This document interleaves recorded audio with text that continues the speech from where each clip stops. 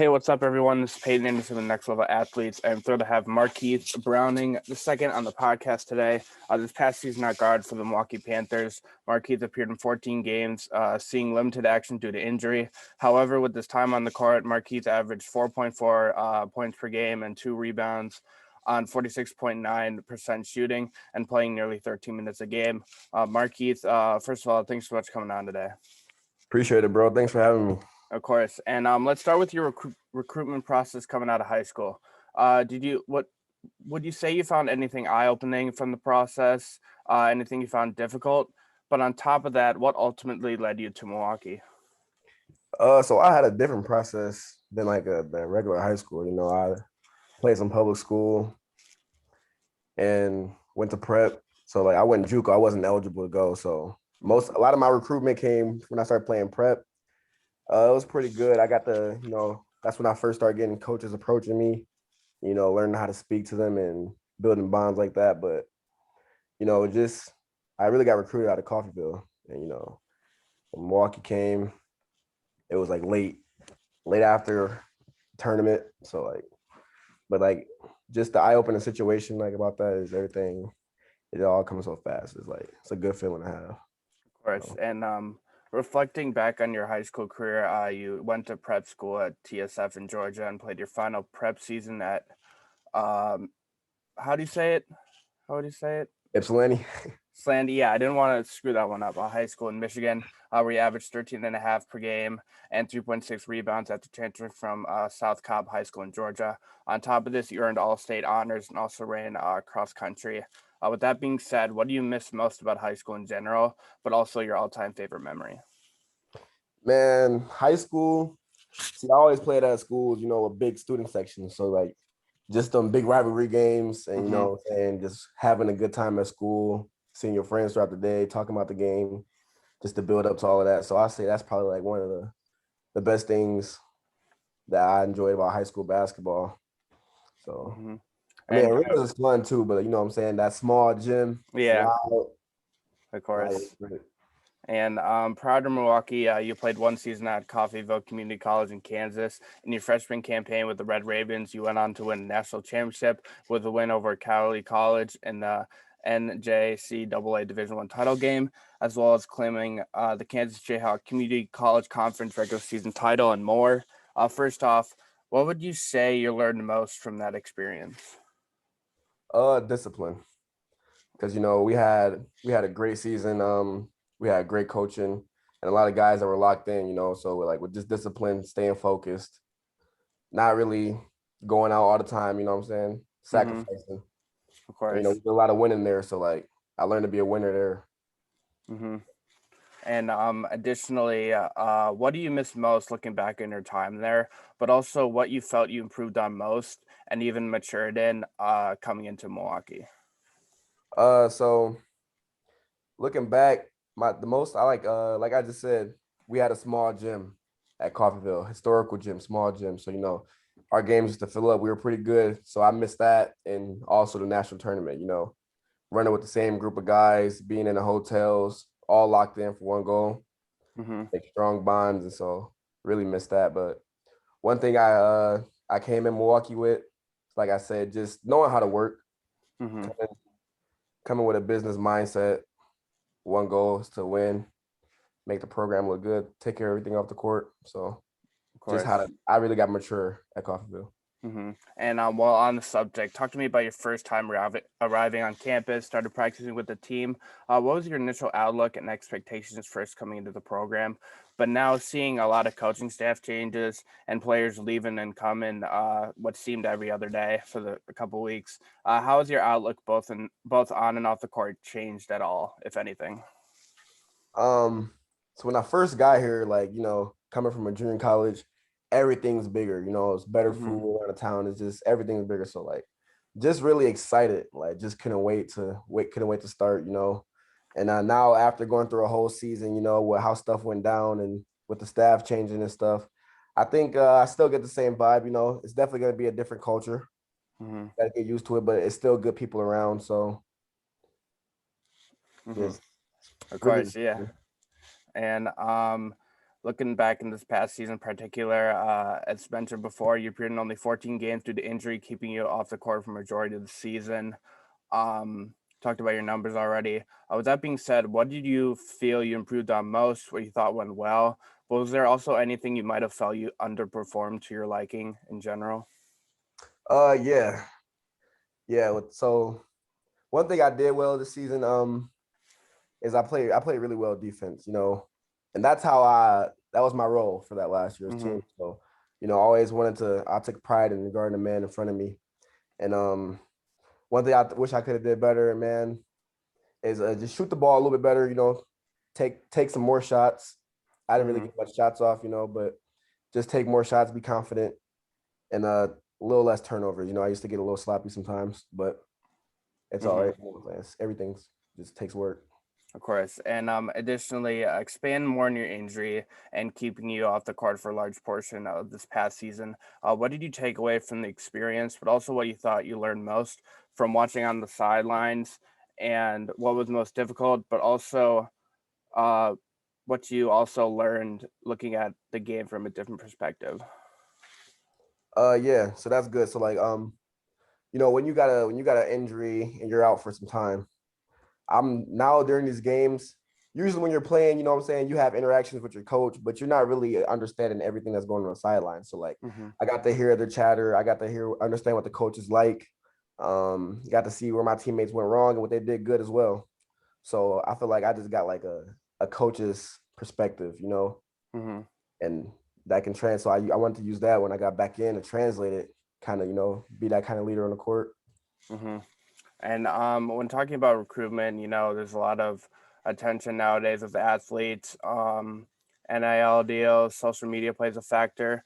But for you personally, taking your recruitment process and playing JUCO before going to Milwaukee into consideration, just in general, what kind of advice do you have to athletes wanting to take that next step, and what they should maybe look out for, and what they can do to kind of just best suit themselves going into college? Well, yeah. So me personally, I will always have certain personnel that I trust around. So when taking care of things like that, you don't want to just be all trigger happy because we got this privilege now. You want to make sure it's the right thing, make sure you're not going to get played in the end. Mm-hmm. And you know what I'm saying? You put your name on something. So I say just make sure it's good relationships. Always have people in your corner, what I'm saying, who can help you with these decisions. Mm-hmm. And transitioning over to life off the court, what does a typical day look like for you during the season and off season, like right now? All right. So during the season, it depends on the situation. So I would have class, usually go to class around 9:30, and then we'll head down to arena. So for a home game, we'll head down to the arena, we'll get some shots up, we'll walk through our scheme, coach will let us know what we want, then we'll get some more shots up, we'll have pregame meal. And then from that, it's just about getting your mind right. So just listening to music, always take a hot shower before every game, get my Mm-hmm. muscles activated, and now like after the season, it's really more of just workouts, we just finished up classes here. So, got to finish out Yeah. that strong. But just waking up, going to class, go study hall, get all out the way, then, go to weight room, go Mm-hmm. work out. Of Always course. gotta get some treatment too, get shots up. Mm-hmm. And additionally, talk about your major. What's it about? Classes you've been taking for it, but more importantly, why you chose it. So I chose communications, and I think I like communicate well. So there's so many opportunities in that field with this major. I haven't quite put my finger on it, which one I would like yet. You know what I'm saying? I still got a little time, Mm-hmm. but definitely communication. So I take a lot of classes, understanding like family communication, relationship or business and organization communications, things in that nature. Mm-hmm. And looking more into life off the court for you and your background, you have a cousin, Devin Thomas, who played in the NFL, won a Super Bowl, but also another cousin, Jalen Chatfield, who's in the NHL with the Vancouver Canucks. Over the years, what would you say you've learned most from them and your family in general, but also what you'd say you admire most about your cousins in particular, as well as what it's been like growing up alongside them, what you've taken away from them most growing up? Oh yeah, so definitely. Well, first Jalen, he left the Canucks, so he's been bouncing around from Mm-hmm. South Carolina. But those two guys, like Devin, with him being in the NFL, me and him had like a bigger age difference. I always knew him. He used to fly me out sometimes, or I could stay the night at his house for a game, just a little bit though. But like, I was able to see somebody who had already made it, being a young kid, and whatever I wanted to do, it didn't have to be football for me. But I just seen his dedication and what it took. And Jalen, me and him are closer in age, and I've always been tight with him like that. So just watching him do his thing in the NHL, just really like, and I'm seeing it firsthand. I seen the dedication, I seen the sacrifice he made. So I think like just having those two to look up to and like seeing that it's possible from a little place like where we're from, just gives me motivation. Of course. And when looking into Milwaukee and its program, in your time with the program up to this point, what have you learned the most, both on and off the court? I learned how to. I think it made me mentally tougher because as everyone knows, our season didn't go the way we would have liked. But just like throughout stuff like that, you gotta keep your head up. You can't get too high, you can't get too low. So I think it just taught me like how to control my emotions a lot much more. How to kind of reset, like a reset button. Yeah. So and then with like just off the court, I learned how to enjoy a city, like and communicate with people, make relationships. So of course. And additionally, if you had to describe the program in one word or sentence, what would it be? That's a good question. I couldn't fit it all in one word. I could say exciting because in Milwaukee, if you're in Milwaukee, you know how the city can be behind like something good. And if we can just do that, like fan bases will be crazy. So I look at Milwaukee as like hype. I like to play in those type of environments. That's part of the reason I chose the school. I would say hype. Of course. And additionally, touching back on prior points, with all the coaching and staff changes this past season, well, several players leaving for the portal and a lot of recruits coming in, you're one of the few to stay back and continue playing at Milwaukee. What ultimately led you to stay back and have trust with what the new coaching staff and incoming players have to offer going forward? Yeah, right. So when you're in your position when you're in my shoes and something like this happens, you get nervous because you don't really know the new coach. You don't know what his intentions are. But what I decided to do, I want to stick around. Excuse me. I want to stick around. I want to meet him first. And it's a blessing. I'm glad I did that because like this guy, he fits me. And I think I fit his program perfectly and knows a lot. So I say like and everybody's situation isn't the same. So that's why you see some guys leaving. Yeah. Everybody do what's best for them. But I feel like just Coach Bart Lundy, excuse me, was just the best for my career at this moment. Of course. And on top of this, what are you most looking forward to with the new head coach and incoming transfers and freshmen? Have you been in touch with any of them, or what? How's that going? Yeah, it's going good. So I've been a big part of the recruitment, and I've been getting to meet a lot of the guys. Obviously, with our new coaches coming in, they're doing the recruiting too, so I'm getting to bond with them that way. And I think it's a healthy energy around the guys who are coming in. They see this as an opportunity, with the staff change and with the way the league is set up. I think they see a lot of opportunity. So guys are hungry and excited. So I think it's been good, and I'm excited for the season. Of course. And on top of this, what can fans expect from yourself and the team going forward? Is it going to be hungry again, or what can they expect in general? It's gonna be hungrier. I don't think we showed that we were hungry last year, and it kind of showed. So my biggest thing is being one of the few who stayed. I went through all that, so I'm gonna try to express to the new guys like we just gotta work. You can expect us to work, play hard. For myself, I'm just gonna be more confident, display my full ability. I didn't do much of that, but I still got something to stop. Of course. And for everyone in life, they always have like a close group of friends, family members that are biggest supporters that they trust the most.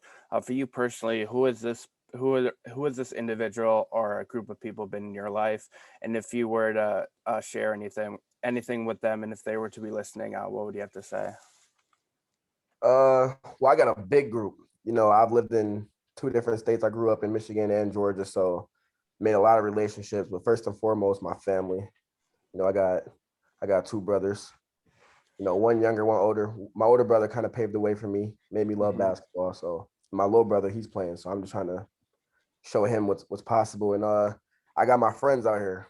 I hang out with a group of guys, the only group of guys, and they know what's best for me. They don't let me make dumb decisions, and they're all like about my next move and what's best for me as I am for them.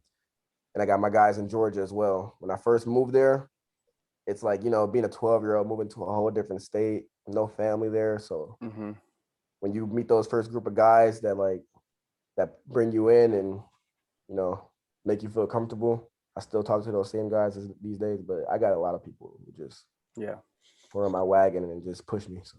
Of course. And when your collegiate career eventually comes to an end, what kind of legacy do you want to leave behind in Milwaukee, both on and off the court, but also what you want others to remember you most for during your time with the program as a whole? I just want to bring joy to people. I want to be an amazing person off the court. People can see me, approach me, and on the court, I just want to be entertaining. I want you to come out to the games and see cool things. I can, my abilities, I think I can do that. I just want to win games while doing that, and just a good time for anybody in the city, and just be an approachable person. Of course. And last question, what might be next for your future as an athlete and individual? Or are you waiting until that time presents itself and more so focusing on the present until that time comes to make the next decision? Yeah, I think I would say I'm just taking it day by day right now. I don't want to jump too far ahead. I still got to get myself right. Eventually one day I want to go play pro. That's my ultimate goal. I feel like it's very capable.